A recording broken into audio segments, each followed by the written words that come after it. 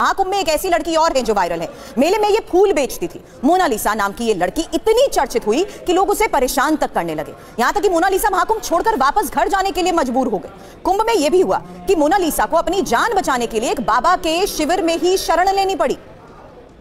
Mona Lisa है कौन, ये भी मैं बता देती हूं। हालांकि ये एमपी की रहने वाली एक लड़की है और कुंभ में माला बेचने के लिए आई थी, जिसका थोड़ी देर पहले बाबा ने भी शुरुआत में जिक्र किया। नीली आंखों की वजह से ये काफी दिनों से वायरल है और मेला क्षेत्र में वीडियो बनाने की जिस तरीके से होड़ लगी, लोग लड़की का छिपकर ही वीडियो बनाने लगे। पहचान छिपाने के लिए मास्क पहनने लगी ये लड़की और परेशान होकर एक साधु के टेंट में इनको छिपना पड़ा। हालांकि सोशल मीडिया पर फेक आईडी तक इनका बन गया। परेशान होकर पिता ने इन्हें घर ही वापस भेज दिया। तो महाराज, अब सवाल मेरा आपसे उसी लिहाज पर है, ये तस्वीरें भी मैं दिखा देती हूँ। देखिए किस तरीके से हुडेड जैकेट पहनकर नारायण गिरी जी महाराज, ये तस्वीरें देखिए। ये वो हकीकत है कि किस तरीके से मास्क लगाकर, चेहरा छिपाकर इनको इस आस्था के कुंभ मेले से ही बाहर जाना पड़ा। और ये बात मैं इसलिए दोहरा रही हूँ क्योंकि कहीं ना कहीं इस तरीके की यही कृत्य यहाँ के श्रद्धा भाव को सवालों के घेरे में खड़ा करते हैं। क्या ये वही यंगस्टर्स हैं जो आज मेले में अपनी मौजूदगी के तहत ही इस पर्व को स्वच्छ नहीं रहने दे रहे?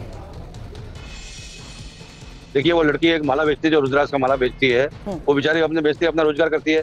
इसके पीछे जो सोशल मीडिया के 200 मोबाइल वाले लड़के जो पीछे पड़ गए, जो रील बनाने वाले, और इतने भयंकर पड़ गए। वो लड़की इतनी घबरा गई, मिलते मिलते हार्ट फेल हो जाए। हम लोग देखा तो हम साधुओं ने उनका घेराव करके उसको तंबू में एक जगह सुरक्षित उसको जगह रखाया कि हमला कर देंगे, इसके साथ में कोई घटना हो सकती है।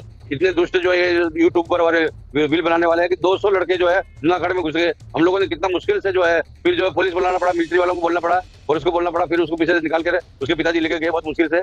तो ये जो है पूरा वातावरण को खत्म कर रहे हैं। मैं ये कहता हूँ कि गृह मंत्री से निवेदन, प्रधानमंत्री से निवेदन करता हूँ, मुख्यमंत्री से निवेदन करता हूँ कि इनके लिए कड़क कानून बनना चाहिए और इनके जो जितने सोशल मीडिया, इनके लिए भी कानून बने, सबके लिए कानून बना हुआ है। इस तरह से जो मानसिक विकृतता पैदा कर रहे हैं उनको जेल में डाला जाए, जेल में बंद किया जाए, उनके मोबाइल को तत्काल जब्त किया जाए। पुलिस जहाँ खड़ी है इस तरह से रील बना रहे हैं, कोई आदमी बात कर रहा है, कुछ कर रहा है, घर वाले ने कुछ है, कुछ अपनी श्रद्धा भावना से गंगा स्नान कर रहे हैं, वहाँ पर जो है वीडियो बना रहा है कि भाई युवती कैसे नहा रही है, उसको कैसे नहा रही है। तो मैं कह रहा हूँ पब्लिक से निवेदन है कि कानून सरकार कुछ नहीं करती। ऐसे जो वीडियो बना, रील बनाने वालों को तुरंत पकड़ो, मार लगाओ और उनका मोबाइल। आप कह रहे हैं सख्त एक्शन इनके खिलाफ जरूर होना चाहिए नारायण गिरी जी महाराज, लेकिन स्वामी शैलेशानंद जी, सवाल आपसे करूंगी, यहाँ पहचान कैसे होगी इन सबकी, इन लाखों करोड़ों लोगों के बीच में? क्योंकि एक और तस्वीर अब जरा देखिएगा। मैं आती हूँ सर आपके पास महाराज, मैं आपके पास आती हूँ। चिमटे वाले बाबा भी जिस तरीके से वायरल हुए हैं उनकी जरा तस्वीर देखिए। इनका नाम है महाकाल गिरी बाबा, लेकिन एक इंटरव्यू के दौरान चिमटे वाले बाबा ने एक यूट्यूबर को चिमटे से जिस तरीके से मार दिया, ये तस्वीरें खूब वायरल हुई हैं। चिमटा वाले बाबा अपने एक हाथ को आसमान की तरफ खड़ा रखते हैं, लेकिन इसी दौरान इनसे जब सवाल हुए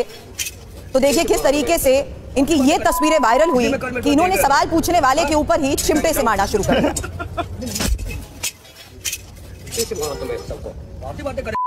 इसलिए मैं कल में तुम्हें देख रहा था।